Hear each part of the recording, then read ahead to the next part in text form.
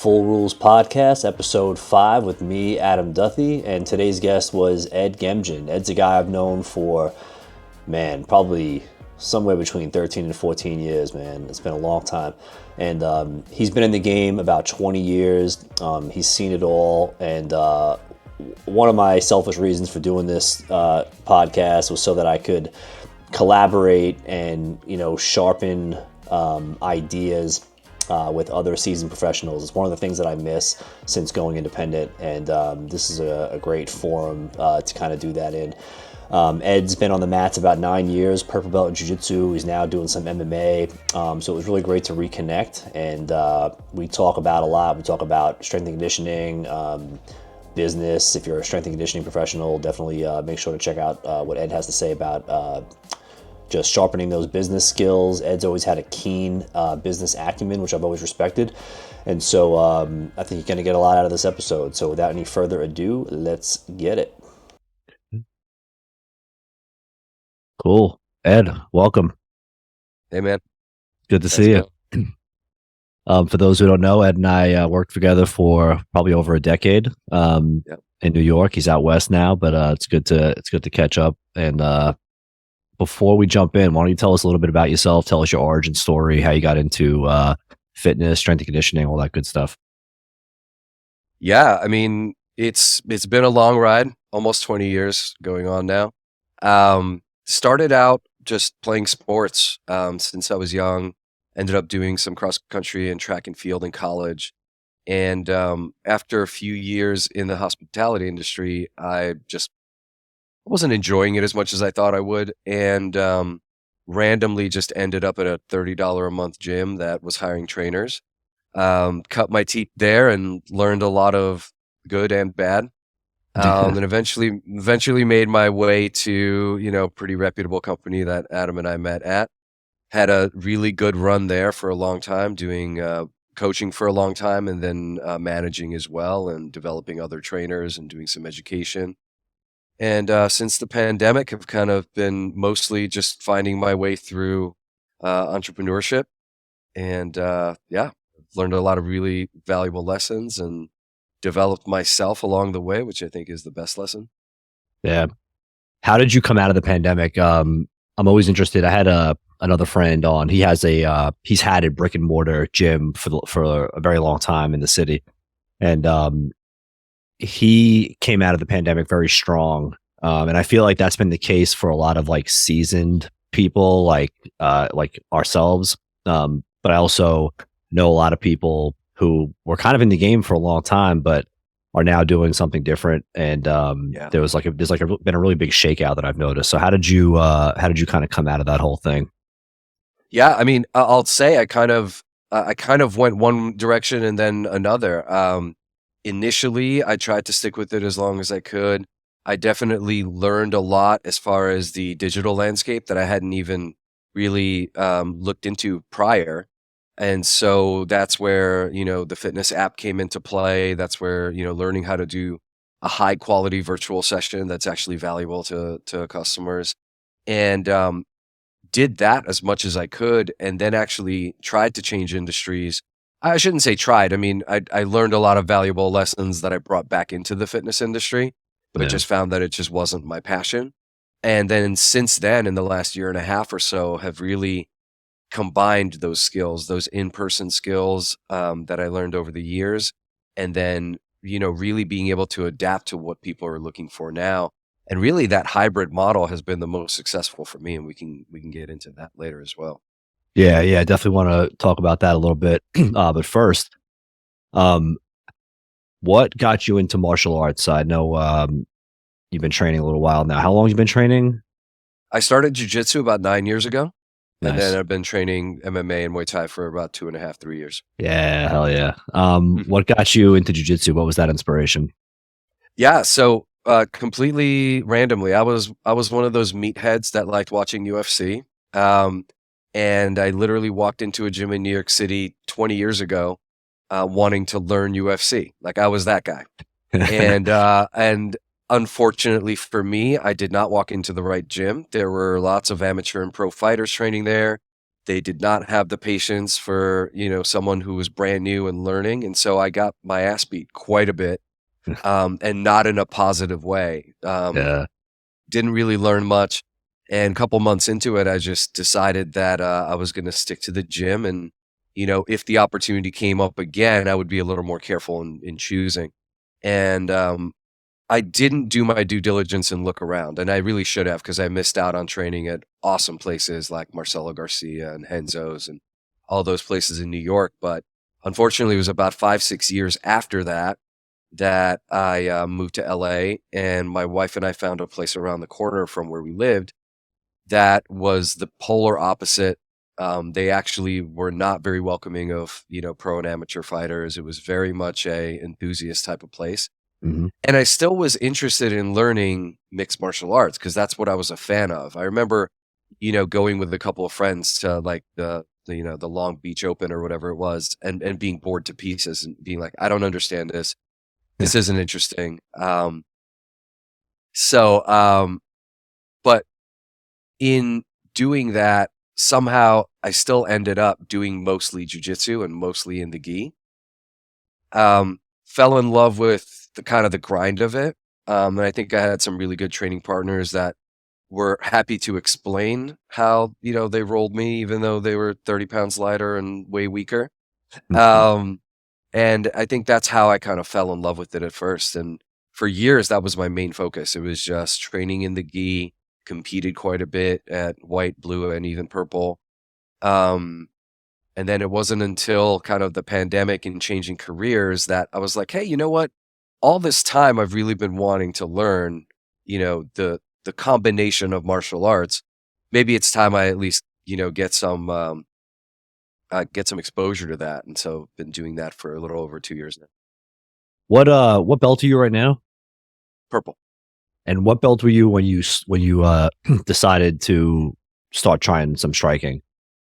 I was a purple belt. Yeah. I was like one stripe purple belt. Same for me, actually.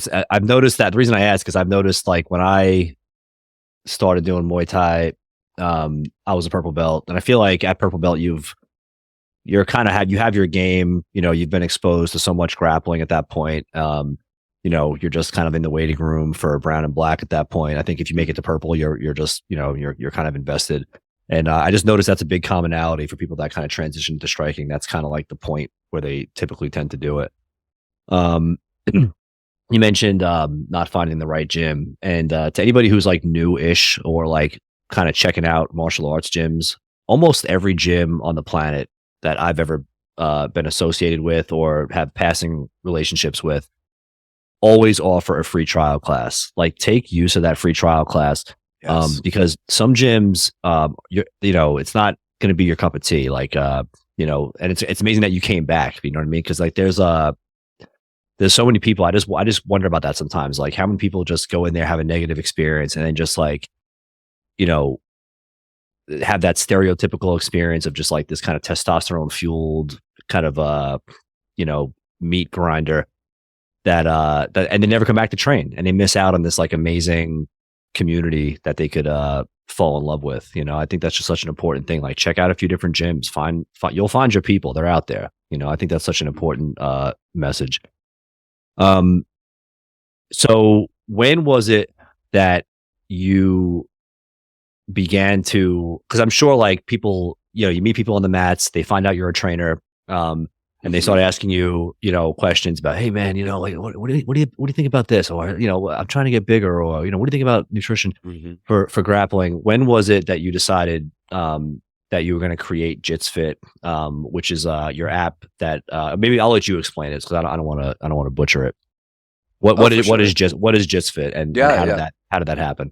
Yeah, thanks for bringing that up. So, JitsFit is an app we created at the beginning of the pandemic, and it was strength and conditioning and just general strength and corrective exercise workouts in an app setting initially for martial artists to have something to do when all the gyms were closed. Especially here in California, that was the better part of a year where, unless your gym was doing kind of the, enter through the back and whatever, thing, a lot of people were out for like more than a year where they didn't have access to training partners and consistent martial arts. That's how it started. And I actually can't take credit for the initial idea. To your point, basically from the time I started as a white belt, and I think you and I have talked about this before, a huge advantage of somebody who's done strength training, strength and conditioning specifically, Hmm. is even if they're brand new at martial arts. I mean, I didn't really start until I was in my 30s, Same. and I had a lot of early success. I'm talking like zero stripe white belt, getting like silver and gold medals at tournaments, and beating up most of the other white belts at my club. And it was because of like a little bit of the like resilience you build, but also just the strength and conditioning aspect of the our body's ability to move. So I got a lot of questions early on about like, hey, how do I get strong? Hmm. Um, but I always thought about it as more of well, I want this to be the place where I'm doing the learning. It was a big reason why I went into martial arts. I didn't feel that like novelty in training anymore because I'd been doing it for so long. So I kind of avoided becoming like the guy training the people at the academy. Hmm. Um, and until the pandemic, and a very good friend of mine named David Salguero, shout out if you watch this, who's a training partner of mine, also a killer purple belt. He came up with the idea, and he was more on the tech side of putting together something, and he was very helpful in helping us put it together quickly so it could actually be available to people that were really looking for an answer, other than doing like mat drills in their 10 by 10 spare room, Hmm. like most of us were. Yep. So really, that's how it started. We found a really good white label provider all the way across the world in Europe, um, where like all the bones of a fitness app were already built out. We recorded like 800 exercises in the course of a month, and I That's mean, not easy. no, Coming up with an exercise library, like people like shit on like like certain apps that people use. I'm like, do you know how hard it is to come up with an exercise? Because like you just when you program an exercise, it just yeah. flows out of your brain onto the spreadsheet. But like, how many like weird exercises, like esoteric exercises are there? How many variations of the same exercise are there? That's a big task. The piece that really tripped us up were the different variations, like you mentioned, Hmm. and then naming all of the exercises in a way that actually made sense, where Yeah. if somebody was unfamiliar, like not you and me who are professionals in fitness, but if someone who was unfamiliar with movement could find the exercise they were looking for and the various Like overhead progressions. contralateral march. That you know what I mean? Oh man, yeah, yeah, it was really tough. There was a lot involved in that. The other piece was one of the coolest things about our app that most fitness apps still don't do, and I'm not really quite sure why. I mean, I could think of a couple of reasons, but these developers figured out a way to actually time repetitions. Mm. Um, so not only, let's say you're learning a Turkish getup, not only do you have the video to follow it, if the video's paced correctly, which took us a really long time to master, then it will actually count how many repetitions you do, count it down for you, give you the rest period, count that down for you, and move you to the next exercise. So you Uh, literally press play once, and it walks you through a whole workout. so you don't have Um, to keep going back to the app and like yeah, logging stuff. Oh, that's pretty cool. yeah. So that was like the biggest thing that attracted us to this particular developer. Um, but what we didn't realize till after the first day of filming was the pace at which I can do a Turkish getup, or my wife, Kathy, who is also a very helpful part in building the app, is very different from someone learning it for the first time. The Yeah. cadence of, a multi-movement exercise, like a lateral lunge to curtsy lunge, right? All of those things, we were actually grateful to have an amateur exerciser on our team, because David was really integral in saying like, hey man, I can't do that fast, Yeah. right? Like I need a second, to really get the appropriate depth, appropriate range of motion, etc. So all of that stuff was, just brand new to us. luckily we didn't have much to do because, like I said, all the gyms in California were shut down. We were doing, some virtual training, some, out in the park, Yeah, doing the best we could. But we did have the time, and we really, I think, put it to good use, and got people, something to be excited about in what were some pretty dire times. that's awesome. And how long has that been going for? It's been, the official launch date was November of 2020. Okay. Yeah. Yeah, so you're going Yeah. So strong a it's been couple of around. years. And we Yeah. we were talking about, me and my friend Mark the other day, we were talking about like that critical 2-year period that, I'm sure you're aware, like when people first get into fitness or like a new venture or like opening a new gym, that like critical 2-year threshold, you know what I mean? If you can kind of make it past that threshold, you're probably in a good place, it's, but that's a critical time. You got to kind of bust your ass to get there. Yeah. Absolutely. Um, what's something, so you've been training grapplers for a while. What's something that you think like most S&C for, and doesn't have to be just grapplers, but like most Mhm. S&C for combat sports people get wrong? It's interesting that you bring that up because I'm of the belief, and I wasn't always of this belief.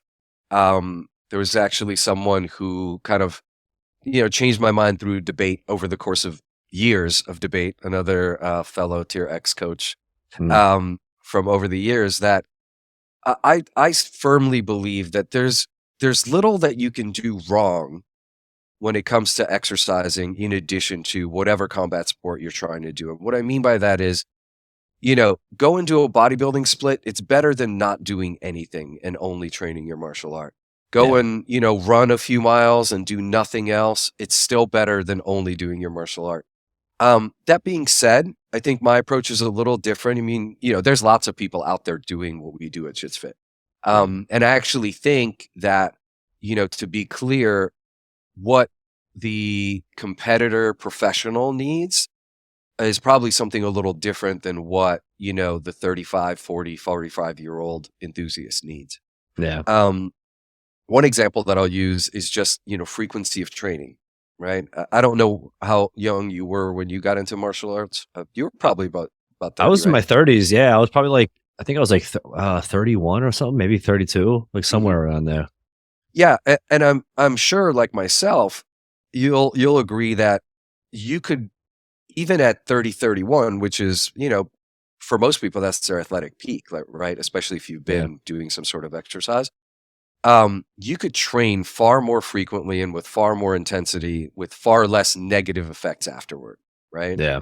I had no problem doing 5 strength training sessions in addition to 5 or 6 jujitsu sessions when I Hmm. first started. Um, Fast forward to now being, about to turn 42, and I'll be lucky to get out unscathed with 2 S&C sessions and 3 to 4 martial arts sessions. Yeah. So, yeah, so one of the approaches we take is a lot of the programming we have on JitsFit is almost to like simulate that martial arts experience without the grind of it, of, Mm. getting kicked in the liver and, armbarred 14 times or having someone, practice their guillotine on you for, 35 reps before sparring. Um, so a lot of it is that, and I know that that is not necessarily the first thing that most S&C coaches look at. They'll look at, um, the various types of power and strength and endurance that you need for the sport specifically, and then they look at the exercises and, cadence, rep range, et cetera, that's needed for that. And we have a lot of that too. I just think that for that older, busier grappler that maybe is not going to the gym as much as they want to, it's nice to have the alternative as well. Yeah, that's kind of like my ideal avatar as well. Like just because guys like us in our 40s who, we're active, we want to remain active. We have kind of a unique vantage point uh, to that kind of that population.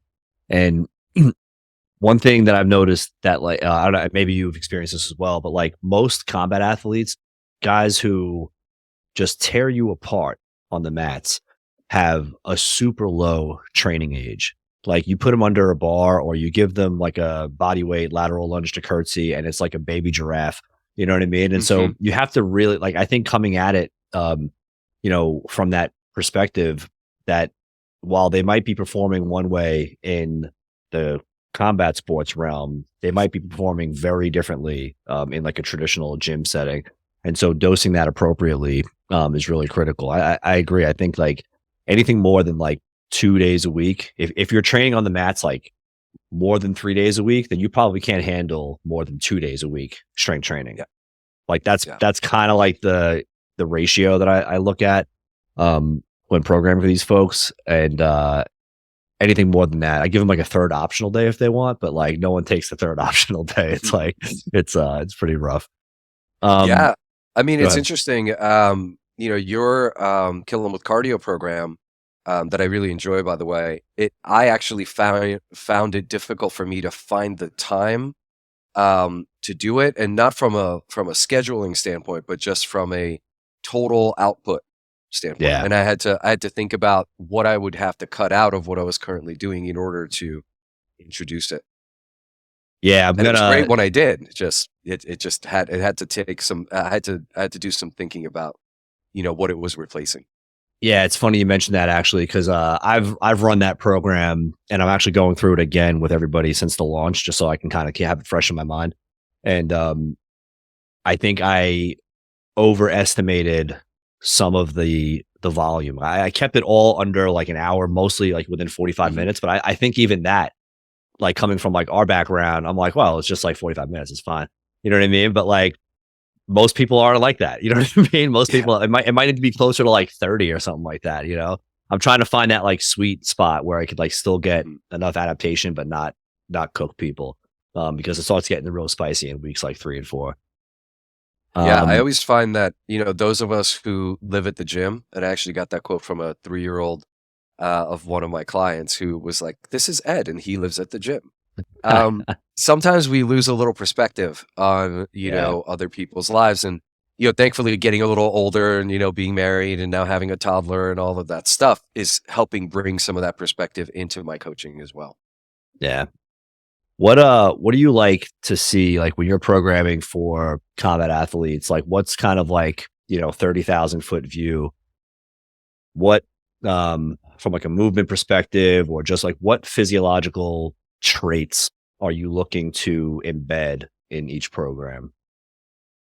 That's a great question. I think, first and foremost, I like to do a very long sort of needs analysis.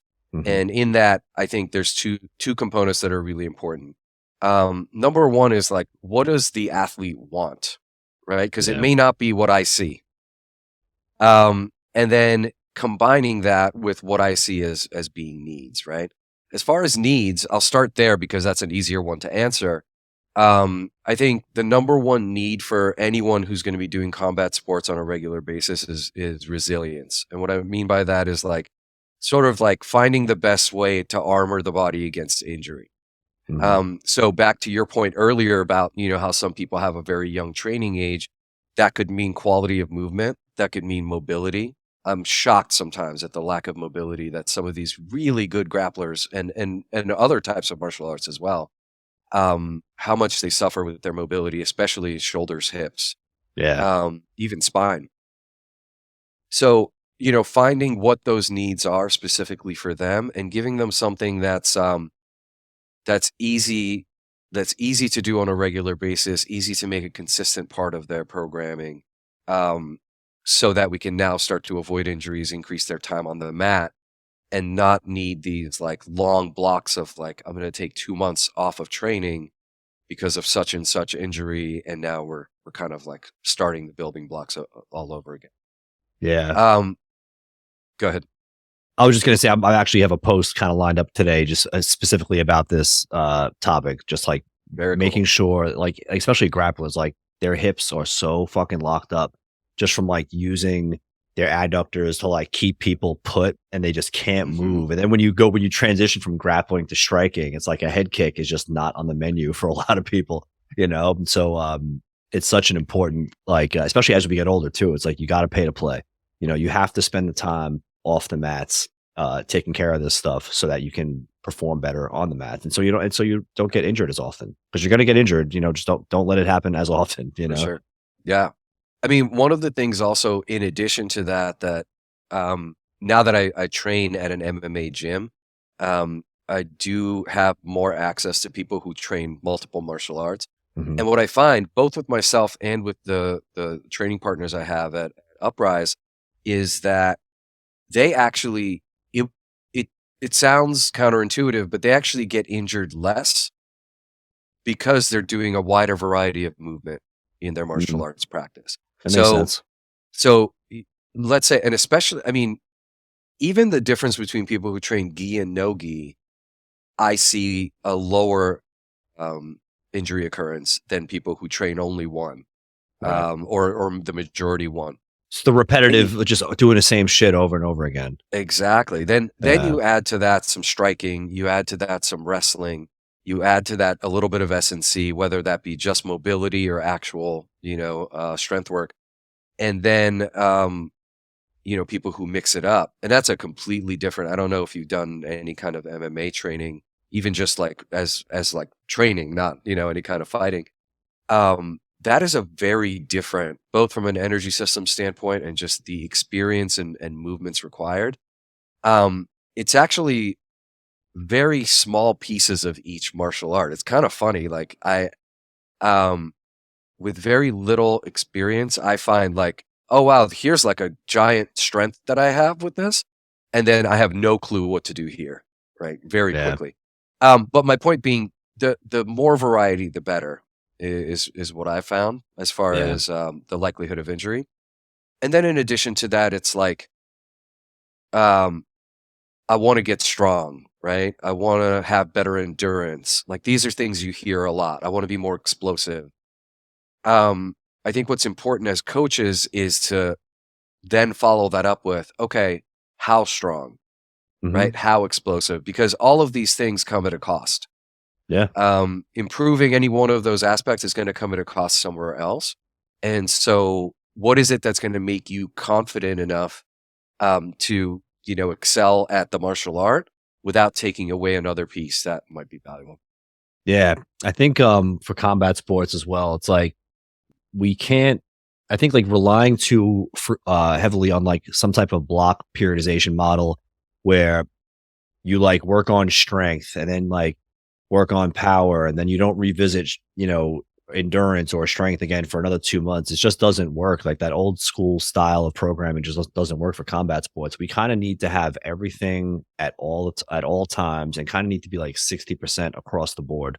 And especially in a sport like MMA, like, Hmm. you don't wanna be too far into any one category because you need to be explosive for the takedowns and takedown defense, right? You need to be strong for the grappling engagements. You need to be quick and powerful for the striking engagements. And so you kind of have to have all access to all those qualities at any given time.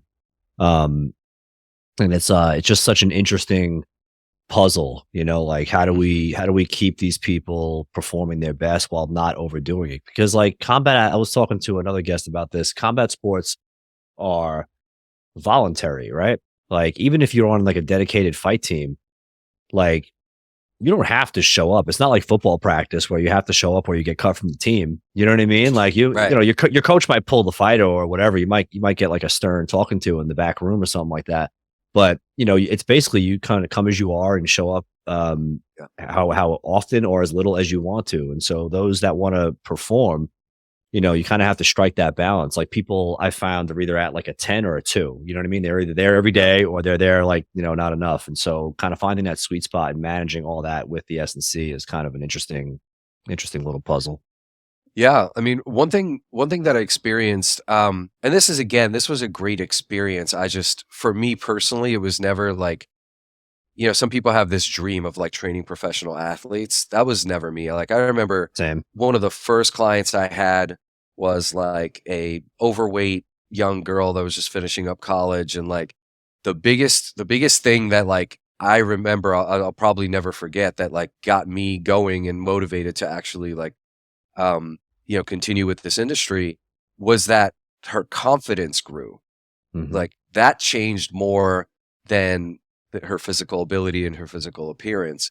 She started looking people in the eye. She started smiling more, dating more, doing all the things that she wanted to do. I say that to say that, when I've had the privilege of working with some athletes, combat sports people that have competed at pretty high levels, a couple of MMA guys even. And what I found with that is all of it comes out to, this like 2 to 5% improvement that you might see from someone who is already elite, right? They're going to be good no matter what you do. Like they're going to you know what I mean? Like that, they're just born, like you just wind them up and watch them go. Yeah. I don't know if you remember, when we went through our initial education, when we met, Charlie Weingroff was talking about, being a strength and conditioning coach in the NBA. And he said the metric that they were actually most closely held to standard was time spent on the court, or minimizing time being off the court, like minimizing injury time. Yeah. Everything else was just like icing on the cake, like you said. Yeah. And so I kind of look at it the same way, where those were probably the programs that I did for people training for worlds. Like amateur worlds, I don't know. I mean, I'm sure a lot of your guests, your listeners do know this, but maybe some don't. You're talking about 120 person bracket sometimes in the lower belt levels. Now with these ADCC competitions, I mean, 250 competitors over the course of a weekend, in the same weight class. So the number one thing, these were probably the least specific programs that I ever put together. Far less specific than a weight loss program or, a desk jockey trying to improve his mobility and, fix or manage his spinal stenosis. Because every single time I would meet with these athletes, it would be like, okay, what have you done this week? How does your body feel? How much do you feel you have in the tank? What else do you have to do the rest of the week? Right? Are you preparing, if you're preparing for a competition, what's your caloric intake like? Are you at a huge deficit because you got to make weight, or are you totally fine and you've got a little bit of extra energy? There's so many different factors that the piece that I'm doing is not as important. And I know it's hard for the ego of like a coach like myself to take, but it's like, yeah, man, if all we do today is some manual stretching and a little band work, and that's what you need, that's what we're going to do. And that's what you do. Yeah. Yeah. That's a good point. Like, and it takes humility to recognize that. Cause I think sometimes, S&C coaches, we kind of can overvalue, like what we do for like those types of people, and I think when it comes to the other type of people that you mentioned, we can have such a tremendous impact on people's lives. And that's also why I prefer to work with just regular people. Like as you were talking, I'm thinking about, there's this family, they're like a grappling family. So like the father is a purple belt, he trains, got his son into it. His son, just won a gold medal at a local comp. So he's like an avid competitor. He's like blue belt. The kid's nasty. And the mom, who I do some strength and conditioning for, the reason she started training, because she was like, I'll never see my family if I don't start training. So now she's on the mat, and then like the little sister trains, and like, I think there's like one more sibling that we have to get on the mat still. But like, and so I have this relation. He's coming over to like help me put up insulation in my gym tomorrow. Like I have this whole relationship with this family because of jiu-jitsu and because of strength and conditioning. And it's like, that's what I'm here for. Like, I love that. And they're all kind of like, you know what I mean? They're all just like enthusiastic, and they're, we're all like similar age. And so, I don't know. I get such a bigger charge out of that than I do. Yeah. Cause I've trained like some studs. I trained a guy that was on the French national judo team. I trained some like, and like, it's that's way less for me. That's way less exciting. You know what I mean? Like I like just the regular run of the mill people. Yeah, absolutely. And I like the combination, right? It's awesome when you can kind of meet in the middle, and you have some people who are enthusiastic about the things that you are, like martial arts, but also just need that general guidance of like health, longevity, staying injury free, feeling good about themselves, etc. And that's kind of, what we found. We were just kind of like looking for feedback from, our initial membership with JitsFit. And two things we found right away were, as with most fitness apps, the the less guidance people get, the less touch points they get, the less likely they are to stay consistent. So Yeah. the people that were just signing up for the general service, they had all the program access to them. They had the nutrition tracking, all of that stuff was available to them, but they didn't have any kind of personal contact with myself. They weren't getting customized programming. They weren't getting coaching, anything like that. The lifespan of them actually using the app on a regular enough basis was pretty low. And then what we found was anybody that was even getting like a monthly coaching session or a fresh customized program every 4 weeks, then that jumped. The usage jumped pretty drastically. And then the people who were actually seeing us for live sessions, whether it was in person or virtual, the usage was like through the roof, almost like to the point where sometimes it would be like, hey, I'm noticing you might be doing a lot here. Maybe we should like take our foot off the gas a little bit. And then in that, we started to see people that were like, and I put myself in this category now in the last year or so, where like, there are times where I have to prioritize, other life and career things over martial arts. As much as I like hate to do it, it's just a necessity, right? Yep. And it makes me feel better knowing that there are things I can do to simulate that experience in a more efficient manner. So like, there's no way I'm going to spend less than 2 hours at the academy, between showing up, changing, working out, hanging out after, getting ready to go to the next thing. It's 2 hours minimum, usually longer. But if I can do a 45-minute conditioning program at the gym, then jump into the next thing that I'm doing. If I can swing some kettlebells at home, that's sometimes, in some cases, we're talking 15, 20 minutes, between meetings, between clients that just makes more sense for, my current lifestyle. And although I may pay for it and might get humbled on the mats, if I miss too many training sessions, that still feels better than just like not doing anything or sacrificing what I needed to do to get on the mat. And we find a lot of people like that are just like, yeah, man, if I could, I'd do 2-a-days, but I can't. Yeah. What, just kind of like going back to the kind of 15, 20-minute workout, because I know we probably come from that same mindset where it's like, if it's not this like 2-hour bone crushing session, then it was meaningless. Even just lifting weights. Like I just came from that kind of mindset where it's like just a complete sufferfest.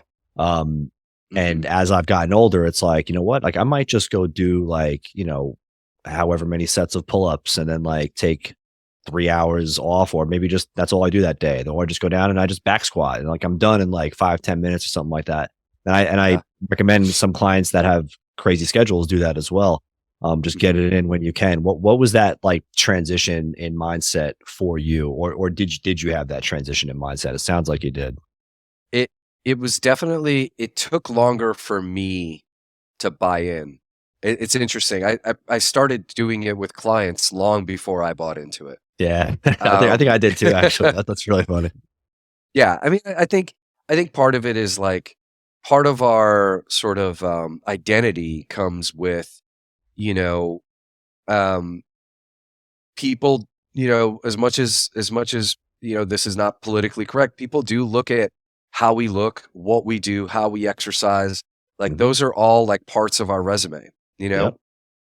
And so I always felt like a little bit of pressure to like, well, if the people at this gym if I need them to respect me so that they want to work with me, they've got to see me doing these long grinding sessions. And I've got to be getting like physical, visible results all the time. I've got to swing the heavier kettlebell. I've got to, gain 5 pounds of muscle or whatever it might be. Right. I think injuries helped me kind of learn the lesson the hard way. I think also just as time went on, I found personally, and everyone's body is different, but like my body works really well with recovery. Yeah. Like my muscles, my strength, my appearance is better after 24 hours of rest. And so, I started planning like even on martial arts days, a 2-a-day, like a martial arts session and then a short strength session, made more sense for me when it allowed for an extra day off of recovery and just mobility than training, doing something 7 days a week. Yeah. And then with clients, I mean, it's really interesting how many clients have actually seen better results switching to 30-minute sessions. Again, not everybody, but people who can do their own mobility, can be ready to rock on their own, and then hit it hard for 30 minutes 3 times a week, can get amazing results. And with the busy lifestyles we all lead, that's a huge value add. Yeah, it really is. And I think that just kind of breaks down a lot of these psychological barriers that we can somehow impose on ourselves. Like, nobody told me that I had to do 2 hours, 3, whatever it was. But in my mind, this is what you have to do, right? You have to just kill yourself every time you're at the gym. And I think that's Henry Rollins lied to us. The 200 pounds? Yeah. What was it? Iron in the Soul is the name of the article. Yeah. If anyone hasn't read it, it's a good read. Go read that article if you want to get pumped up for training. But you can do a 30-minute workout after you read it. You don't have to kill yourself. Yeah. I had that hanging from my locker for about 10 years. So remember at the gyms the gym we used to work at, it had bios on the walls. Yep. We had to put like a quote. Mine was, friends may come and go, but 200 pounds is always 200 pounds. That's awesome. Amazing. And people would be like, are you the 200 pounds guy? Yeah. And that it is like, it's, listen, I'm actually a big fan of, like, people call fitness, CrossFit, martial arts, all these places, people that either haven't experienced it or have unfortunately had a negative experience, call them cultish. Mm-hmm. I actually don't think that's a bad thing. And what I mean by that is, like, I think you can be part of this, familial type of environment, and feel a sense of belonging that gets you motivated to continue doing it and have consistency. I think the important thing is just to know yourself first, because some people may want to, do the 3-hour grinds, and some people want to get in and out. And it's really interesting, but I've actually seen the best examples of it at this MMA facility that I work out at now. I think because there's so much skill to be acquired, these guys are very deliberate about when and how much they spar, when and how much they just drill, when and how much they just show up and watch. I mean, you'd be surprised. We've got some amateur fighters that are, they're fighting regularly, in the amateur ranks. These guys, it's not a 3 times a year thing. Like, they might fight, 3 times in 2 months. Wow. And especially MMA, sometimes Muay Thai, even, I would say, as often, or if not more often. But what I notice about all of them is, like, they have very clear days that they're gonna hit it hard, right? They're gonna do the pads class. They're gonna spar for 45 minutes after. They're gonna do a little conditioning after that. And then there's days where, like, all they're doing is stretching, shadow boxing, and watching other people do technique. And the best part about it is the leaders of the gym, the instructors, the owner, all the other people, I have never seen anyone give anybody shit about how little or how much they're doing that day. Where unfortunately, I've been a part of other academies where, like, I've gotten phone calls where it's like, bro, PANS is in 3 weeks. We need training partners. And it's like, I'm not even competing. I have no plans of competing, but you want me to come so I could pay you $250 a month and, get basically destroyed by these, like, by these, like, 25-year-old kids. And not that, like, I think you mentioned it earlier, like, sometimes I want to be that guy, right? I want to be the good training partner that helps somebody get better.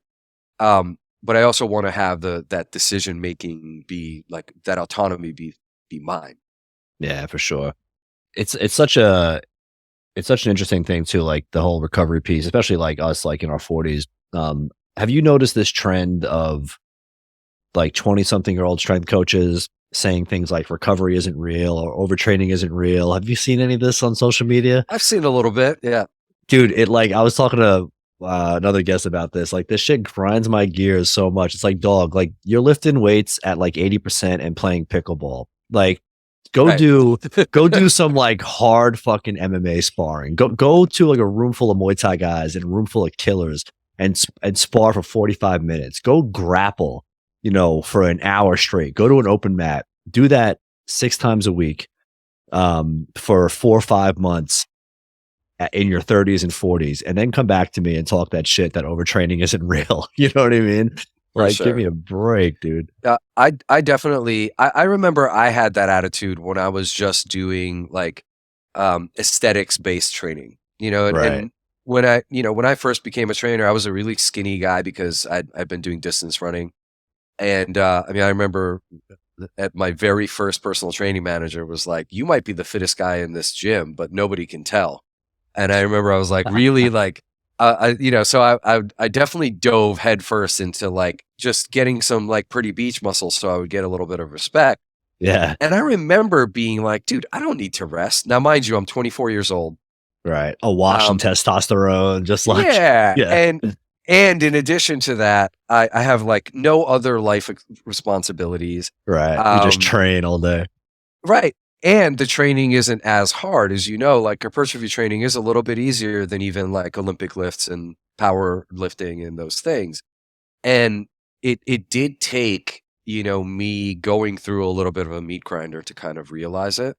And here's the thing that I want to, you'll notice this about me. I try to see the good in everybody's message, right? I do think it's important to send a message to young people who are maybe a little averse to exercise. Yeah. That Get them to like, train hard. Yeah. I see that. like, dude, yeah, show up. You're going to be okay. I promise. Right. Right. Yeah. Your whoop band, you're going to be okay. Like your whoop band says you're not ready. I promise you're ready.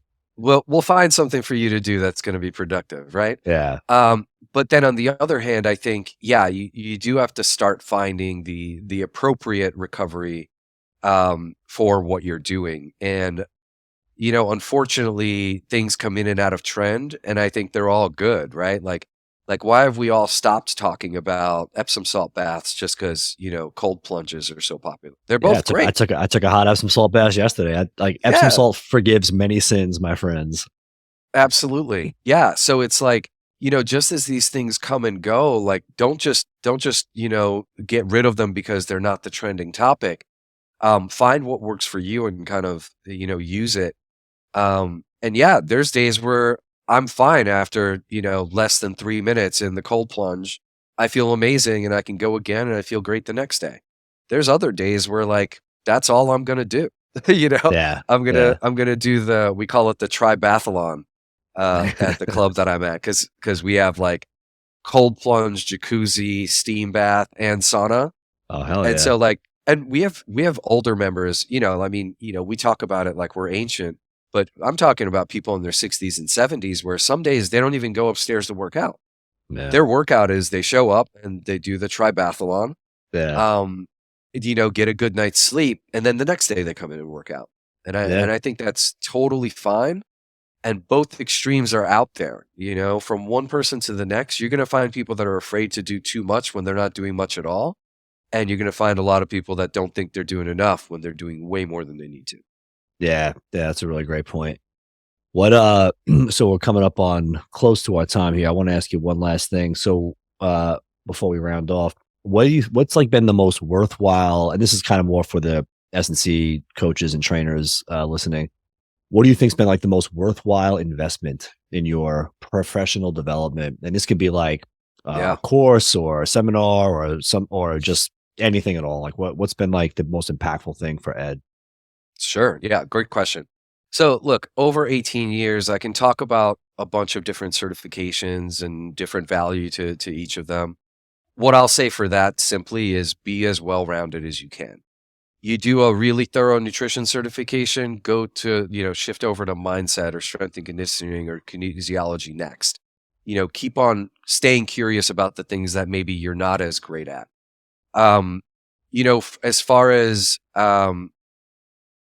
books, motivation, mentorship, always seek that stuff out. And I think same advice goes there as well. Like try to be as varied as possible. really the main thing that I see brilliant coaches who are not successful, and I mean, over the years, I've seen far too many of these, Hmm. are people who focus so much on the science and the sort of like in-person, like session quality, and don't focus on the business aspect. And Yeah. it's going to be really difficult to get and keep people in front of you if you don't have some business acumen. And the good news is it's all learned skill. I'm a big believer in that. I think anybody can learn how to sell something that they're really good, a service that they're really good at providing. Right. That doesn't mean that like Joe Schmo that just got his first certification can start selling $300 training just because he took a business course.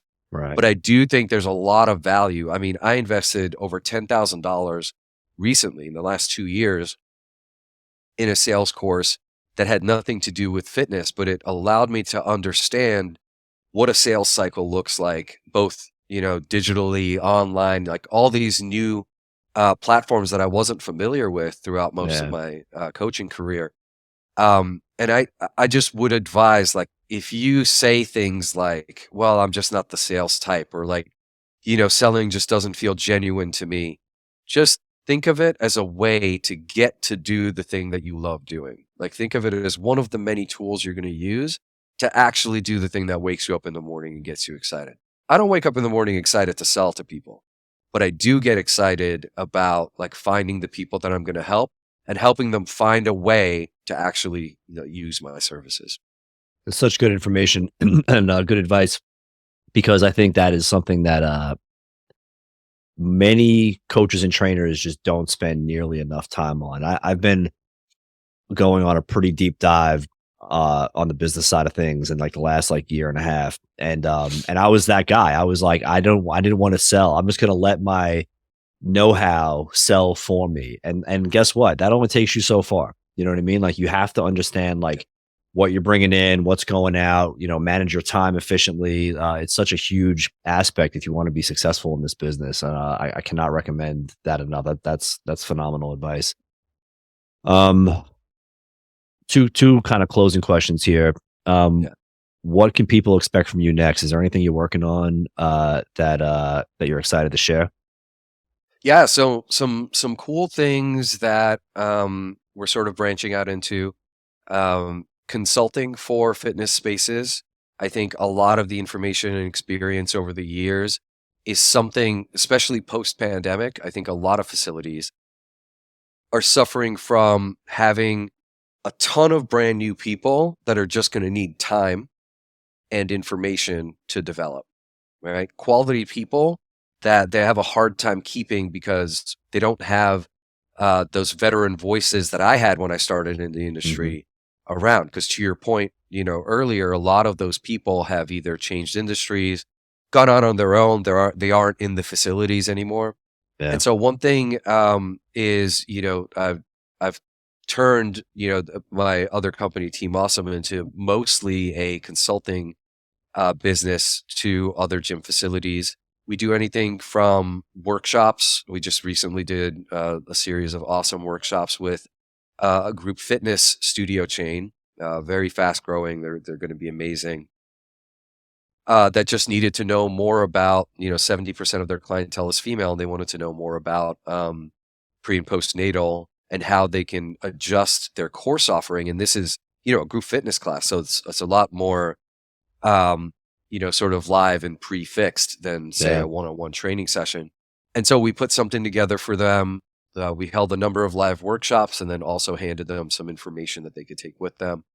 All the way to, a lot of these boxes with, again, brilliant, brilliant trainers, brilliant operators that need some help in the business aspect of their operations. That's awesome. That's exciting. Yeah, I saw that pre-postnatal class or that consult that you were putting out. It looked really good. Where can people go to learn more about you? Yeah. So right now, the Instagram account at jitsfit_ is where a lot of the information is going to be. There's a few links, that you're going to hit through there. Yep. We also have a course on busy adults, basically health and wellness for busy adults that gives a lot of really good advice on how to fit things into your schedule and, how to stay on top of your health and wellness while doing, everything else that you want to fit into your life. And that's going to be the easiest way. I'm, very active, receive DMs all the time and all of that. And through there, you can also book, consults, etc., to move forward. Awesome. I'll go ahead and link all that in the show notes so that people can access it easily. Ed, my man, it's always a pleasure catching up with you. Really looking forward to, let's do it again sometime. Awesome, man. Thanks so much. You got it, bud. Hey all, I hope you enjoyed this episode. Please make sure to like, comment, and follow if you're watching on YouTube, and to follow the show on the podcatcher of your choice so that you never miss an episode. It really means a lot. Thanks.